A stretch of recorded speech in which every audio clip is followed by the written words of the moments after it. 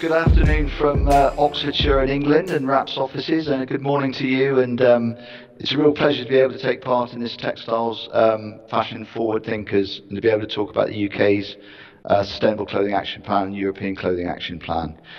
Do you want me now to do the presentation, or do you want me to start? Yeah, start. Okay. Well, I must say it's quite difficult to follow a NASA astronaut. I don't think that I've done that before, but I'll do my best.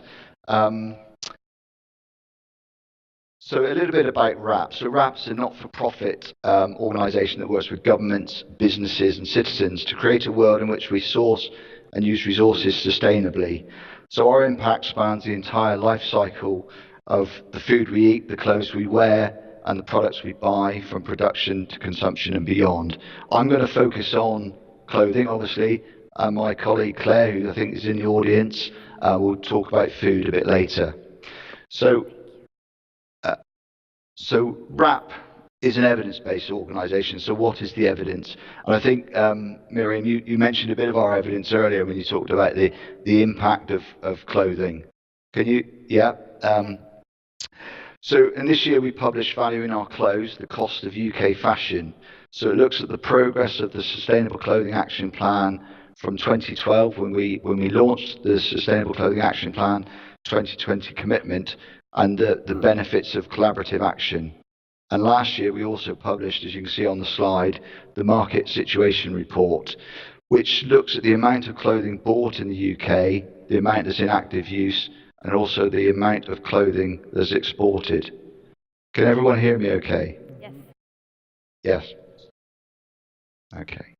Just moving on. So the Sustainable Clothing Action Plan 2020 commitment includes a number of action areas as shown on the slide and follows the whole product life cycle. So we work with brands and retailers to look at sustainable design, sourcing and production, to working with charities, recyclers and reprocessors to get the best value from reuse and recycling, keeping clothes out of landfill.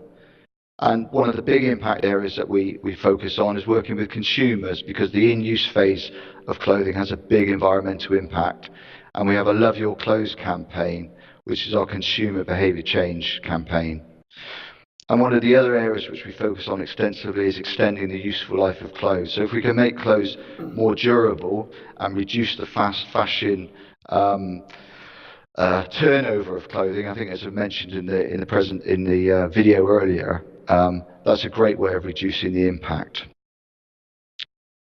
So how do we do that? Well, the Sustainable Clothing Action Plan it involves collaborative action. It's a voluntary agreement across a number of retailers and brands.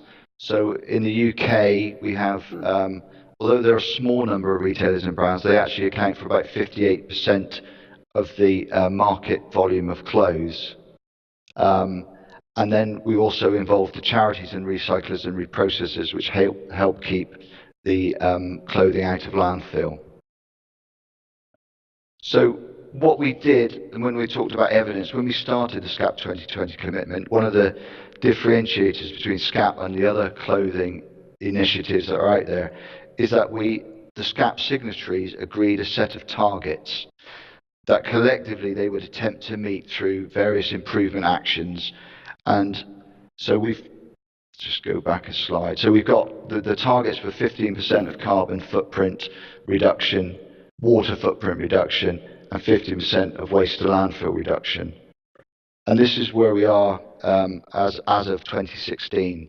So we've made good progress in all those areas, which obviously is reducing the environmental impact of clothing. So I mentioned earlier, a big part of the environmental impact of clothing is during the in-use phase. And in order to raise awareness of this, as well as providing useful information to consumers so they can make better, more informed decisions about how to purchase clothes that last, how to care for clothes, and how, when those clothes are no longer needed, they no longer fit, they're torn, they're ripped, or whatever it may be, what to do with those clothes, how to dispose of those clothes in the most environmentally friendly way. And finally, just a bit on the European Clothing Action Plan. So a couple of years ago, we built on what the work we were doing in the Sustainable Clothing Action Plan and launched the European Clothing Action Plan. So that builds on SCAP and some of the other initiatives that our partners that we're working with on ECAP undertake. And this again covers the whole project life cycle, garment life cycle, and is similar to SCAP and involves a collaborative action. So I think that's all I wanted to say. Just to say thank you. It's a little bit difficult remotely, I have to say, but thanks for bearing with me. And finally, thank you for listening. And I look forward to any questions during the panel debate later. Thank you.